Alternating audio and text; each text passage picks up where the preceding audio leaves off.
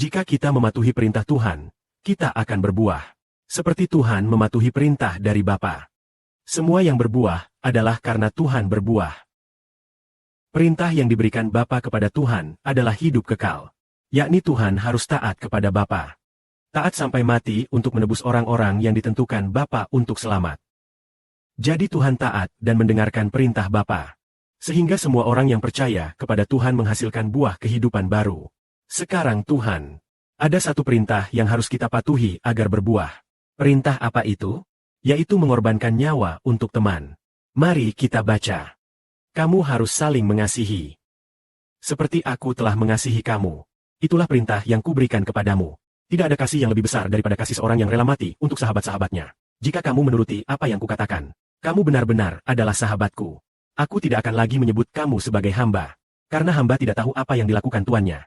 Aku akan menyebut kamu sebagai sahabat. Karena semua yang kudengarkan dari Bapa sudah kuberitahukan kepadamu. Jadi kita diberi satu perintah. Jika kita mematuhi, kita akan berbuah. Perintah Tuhan adalah kita saling mengasihi. Seperti yang menghalangi kita. Seperti Tuhan mengasihi kita. Orang yang mengerti pasti akan berbuah banyak. Karena semua yang memperoleh hidup kekal menjadi anggota tubuh saudara. Semua yang menjadi kehidupan manusia menjadi anggota tubuh saudara. Jadi saudara akan berbuah lebat. Lalu apakah perintah Tuhan bagi saudara? Taati Tuhan. Kasihilah semua anak-anak seperti Tuhan. Seperti Tuhan Yesus Kristus. Kasihi semua anak Tuhan. Maka akhirnya menjadi Tuhan itu sendiri. Semua yang berbuah. Baik di bawah nama Tuhan. Maupun di bawah nama saudara. Bahkan Bapa dan Tuhan juga mengajarkan saudara. Bapa berkata seperti ini. Bapa dan Tuhan. Bapa yakni Yahweh Allah dan Tuhan sudah menetapkan perintah. Hampir 1 menit kemudian berkata. Bapa Yahweh Allah menetapkan perintah. Kamu harus taati perintahku. Lalu apa itu taat? Bapa tidak menyatakan dengan jelas perintah apa yang harus ditaati. Sekarang sudah paham. Menggunakan seluruh hidup untuk mengasihi semua anak. Dan rela mati untuk orang lain. Itulah perintah itu. Yaitu supaya orang mau berkorban demi kehidupan kekal di bumi. Untuk mereka yang tertulis di sorga, menggunakan seluruh hidup mengasihi mereka. Kalau saudara melakukan seperti itu, maka saudara berbuah lebat. Kemarin maupun hari ini. Saudari Zhao Heng sedang mendengarkan kebenaran. Atau sedang berdoa. Ada suara keluar dari hati. Katakan untuk mengasihi mereka. Seperti mengasihi mereka yang lemah. Mengasihi saudara yang lemah. Mengasihi saudara yang lemah. Lalu siapa saudara yang lemah itu? Yaitu.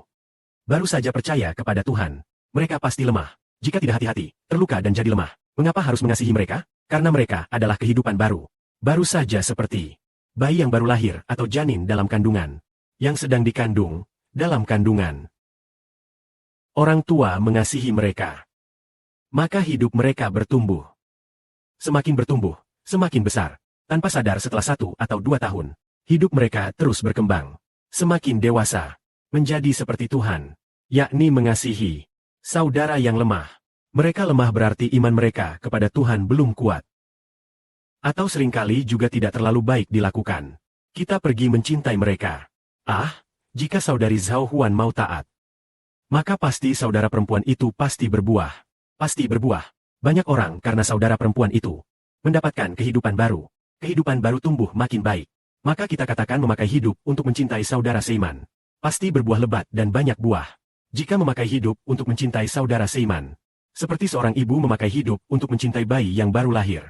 Atau memakai hidup untuk mencintai bayi yang masih di dalam kandungan. Kalau begitu dia akan mendapat banyak sekali hati. Anak-anak. Lalu dia akan berbuah sangat banyak buah. Maka katakan harus saling mengasihi. Jika kita saling mengasihi. Mencintai anak-anak yang baru saja menjadi milik Tuhan. Saat Tuhan berbicara kepada Petrus. Kamu harus menggembalakan domba-dombaku. Menggembalakan anak domba seperti itu. Dengan hidup mencintai. Pastinya akan ada banyak kehidupan baru. Karena sebab kita banyak yang mendapat kehidupan baru. Dengan begitu kita pun berbuah sangat banyak buah. Bahkan seperti beruang hebat di Hebron. Akhirnya pada akhirnya menjadi yang terbesar. Mengabdi kepada Bapa. Manusia di bumi adalah anak-anaknya.